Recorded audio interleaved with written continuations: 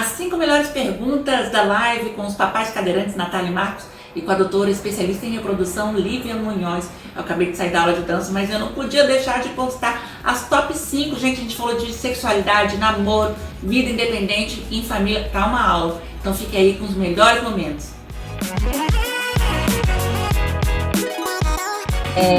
Eu tive uma paralisia aos 5 anos de idade, chama mielite transversa, é uma paralisia que não existe vacina, né? Parece com a polio, mas não é a polio.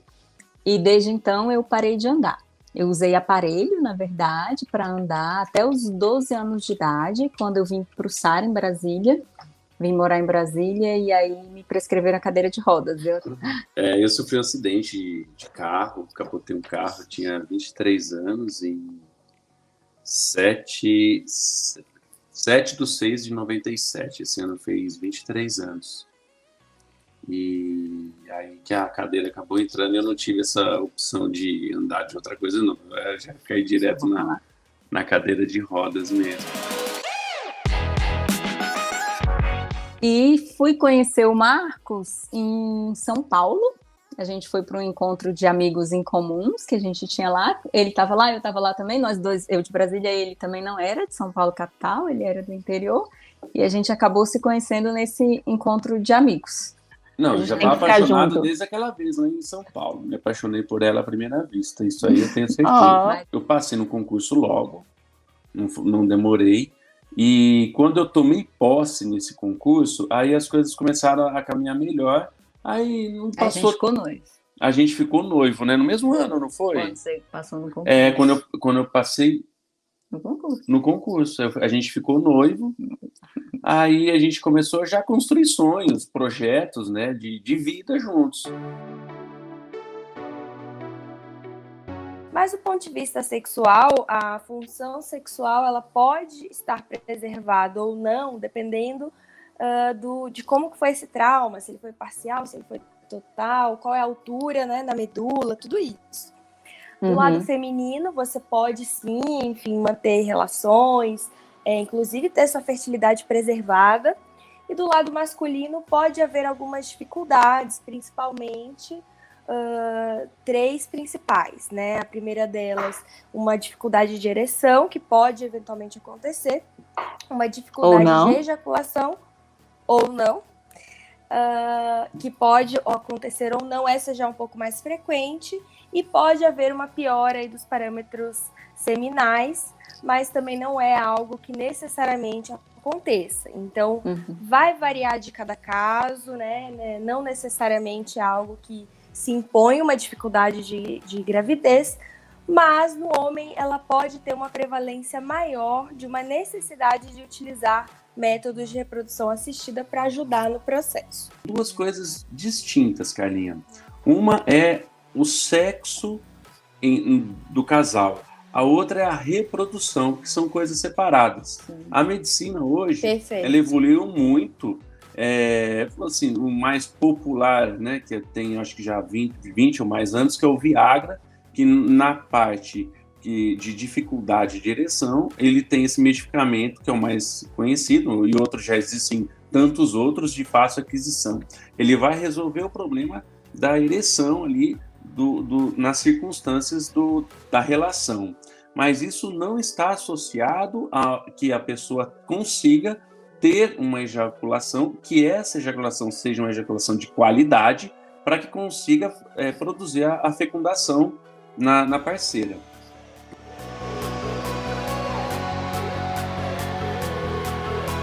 A gente, obviamente, tem basicamente 2 tipos aí de tratamento. Você pode fazer um tratamento de baixa complexidade, que seria a inseminação, e o mais complexo seria a fertilização.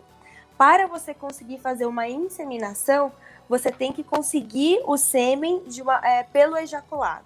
Então, existem mecanismos de te estimular, né, de aparelhos de vibração que você pode colocar ali na região genital do homem e fazer, enfim, o homem trazer aquele sêmen, enfim, ejacular para a gente usar aquele esperma e fazer a inseminação.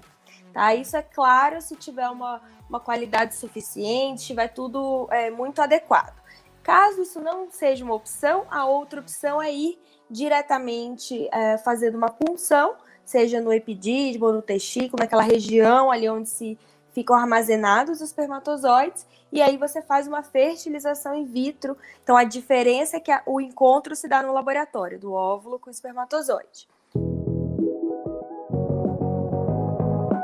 Imagino que muitos cadeirantes, às vezes, ficam constrangidos em expor esse tipo de coisa, ou pensam que vai ser muito sofrido essa questão, né, da punção, tal, enfim. Como é que foi para você, como homem, assim, você se sentiu, de certa forma, agredido por isso, ou foi um sofrimento? Vocês já falaram que não foi, mas eu queria que você colocasse um pouco mais detalhada essa informação, para até, assim, espelhar outros rapazes que queiram, né, que tenham vontade de ser pais, terem um pouquinho dessa experiência de que você teve. Sim, claro, não, eu não tenho problema nenhum em falar.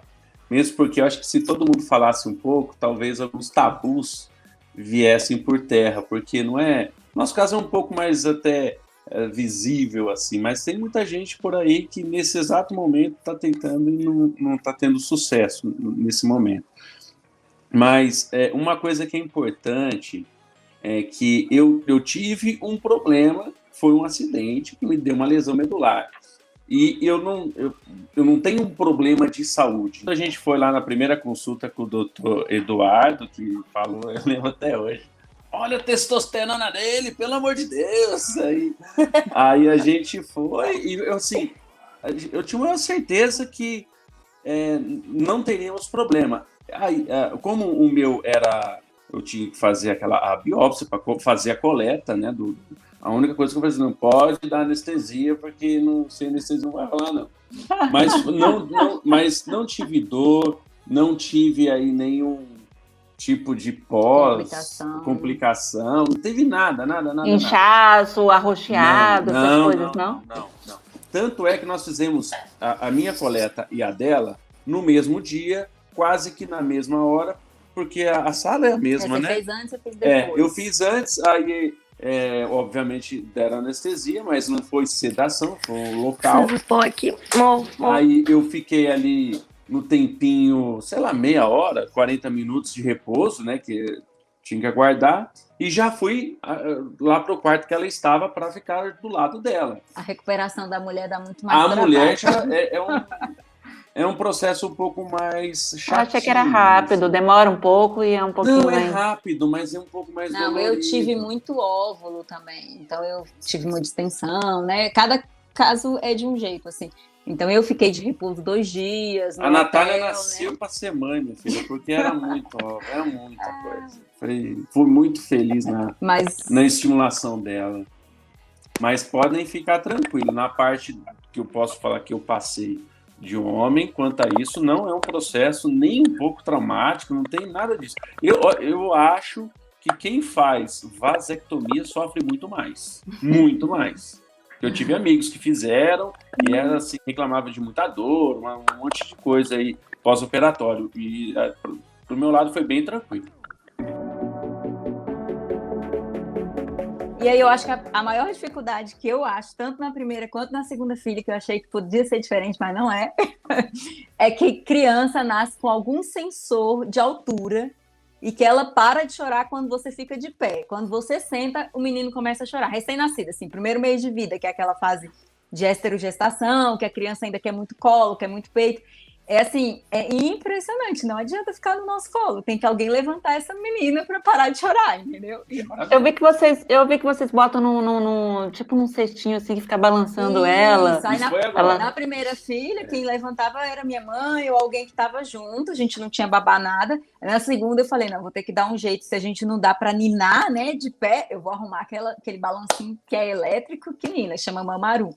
E aí a gente colocava ela e ela acalmava, até porque deu certo, pandemia, então. Deu certo. A gente então não estava entrando. Até eu queria deitar lá, vai ser bom demais. Acho que a mãe no pós-parto que merecia deitar, gente. E tem alguns causos engraçados, assim, né? Eu lembro de alguma coisa que você contava que a sua filhinha, em vez de te chamar, ela, em vez de falar, mamãe, vem cá, ela chamava você, mamãe, senta na cadeira, alguma coisa assim, como é que era? Então, aí o que eu achava, então, passou dessa fase, assim, que eles param de chorar, e aí ela parou, porque eu achava que nunca ela ia parar de chorar no nosso colo, mas parou. Eu achava que, então, a gente, quando essa menina começasse a andar, a gente ia precisar de babá. Falei, não vai ter jeito. A gente vai sair no final de semana, ela vai sair andando para algum lugar que a gente não chega, e como é que a gente vai controlar? A criança não tem noção, né? Aí ela começou a andar e ela sempre ficou pertinho da gente, assim, super obediente. Eu falava, não pode aqui é perigoso, aqui isso, aqui aquilo. E ela nunca saiu correndo, nunca desandou de subir escada e descer degrau e aprontar para nada. Então essa ideia de ter a babá quando ela começasse a andar também caiu por terra. Então dessas fases do que eu achava que seria mais desafiador, acho que o primeiro mês é o mais difícil, e que é difícil para todo mundo, tá? Até para quem anda, que falam, né? A fase de andar também foi tranquila. Então, eu acho que a criança, ela se adapta muito à realidade que ela vive. Ela vê que a gente não consegue sair correndo atrás dela. Então, ela não sai correndo loucamente, porque ela precisa estar na segurança dos pais, né? Então, assim, eu conheço até alguma mãe cadeirante que o pai não é cadeirante, que fala que quando a criança sai com ela na cadeira de rodas, ela obedece, fica comportada, e quando sai com o pai, toca o terror, entendeu? Então... Tá vendo, gente? Criança inteligentíssima. Criança é muito mais inteligente do que a gente imagina.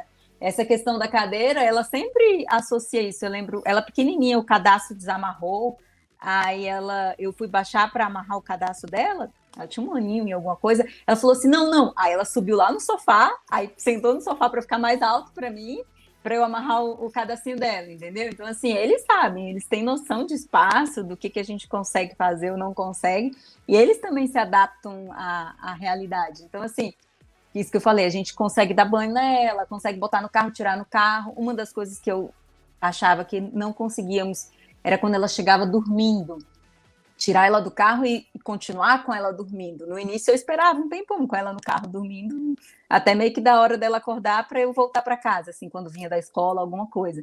Aí depois eu comecei a tirar ela dormindo e empurrava a cadeira com uma mão e segurava ela com a outra e subia no elevador, tudo, chegava em casa, botava no berço e ela continuava dormindo. Então a gente foi vendo no dia a dia que a gente conseguia fazer as coisas, entendeu? Então, aí E mais uma vez, Carlinha, eu volto lá atrás, que a força de vontade vai fazer a diferença. Sim. Porque nós conhecemos várias famílias que com um filho, eles não conseguem sair para ir no restaurante, se não levar uma babá ou deixar a criança com alguém. Isso aí, então, é da constituição familiar da pessoa, entendeu? Nós temos essa convicção que para nós temos que resolver os nossos problemas. Então a gente sempre cuidou, a gente nunca teve, para falar que nunca, quando nasceu agora a Júlia, nesse meio de pandemia que a gente virou, a gente precisava de uma babá, quase que a gente cancelou por conta da pandemia, mas o médico autorizou, falando, pode ir que não vai ser problema não é grupo, a Natália seria grupo de risco até a gestação e os primeiros 40 dias, 45 do puerpério. Mas ele falou, não, vai ser muito melhor do que vocês ficarem sem ninguém com 2 crianças em casa. Um bebê recém-nascido. A Rafa não tinha escola, não tinha nada, né? Mas aí foi um período que a gente ficou o quê? 30 dias, 45 dias no máximo, entendeu? Com a pessoa, quando ela era pequenininha, essa questão de parar de chorar também no início, e agora a gente continua só nós 4 agora. Só nós 4. A live completa com todos os detalhes você encontra no meu canal do YouTube. Então, corre em mim, que eu sei o caminho. Curte, se inscreva no canal e compartilhe. Tchau!